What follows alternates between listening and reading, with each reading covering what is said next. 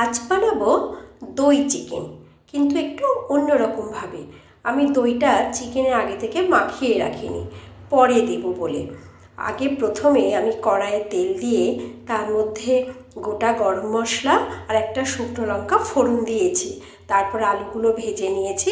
এদিকে মশলাটা আমি রেডি করেছি। এই মশলাটার মধ্যে টক দই আছে, হলুদ, একটু জিরের গুঁড়ো, একটু লঙ্কার গুঁড়ো দিয়ে মিক্সড করে রেখে দিয়েছি। এর মধ্যে কড়াইয়ে দিয়ে দিয়েছি আদা রসুন পেস্ট আর একটা পেঁয়াজ আর একটা টমেটো দিয়ে মাংস আর আলুটাকে ভালো করে একটু ভেজে নেব।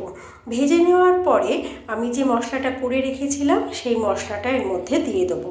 টক দইয়ের সাথে জিরের গুঁড়ো, হলুদ গুঁড়ো, লঙ্কার গুঁড়ো আর গরম মশলা মিক্সড করে আমি এর মধ্যে দিয়ে দিয়েছি। ভালো করে কষে নিতে হবে। যত সুন্দর করে কষা হবে তত টেস্ট বাড়বে মাংসের। সুন্দর করে কষা হয়ে গেছে, তেলও উপর থেকে বেরিয়ে আসবে। যে যেমন জল খাও, মানে যেমন গ্রেভি খাবে তেমন তোমরা জল দিতে পারো। আর এইটা আমার প্রায় মাংসটা হয়েই গেছে, উপর থেকে দেখো তেল বেরিয়ে এসেছে। এখন এই অবস্থাও নামিয়ে নেওয়া যাবে। আর অনেকে একটু যদি ঝোল ঝোল খাও তাহলে আরেকটু জল দিয়ে ফুটিয়ে নিলেই হবে দই চিকেন। দইটা আমি কিভাবে দিলাম দেখলে তো? ওইভাবে দিলে ভালো করে মিক্সড করে মশলার সাথে, তাহলে চিকেনের টেস্ট আরও বেড়ে যাবে।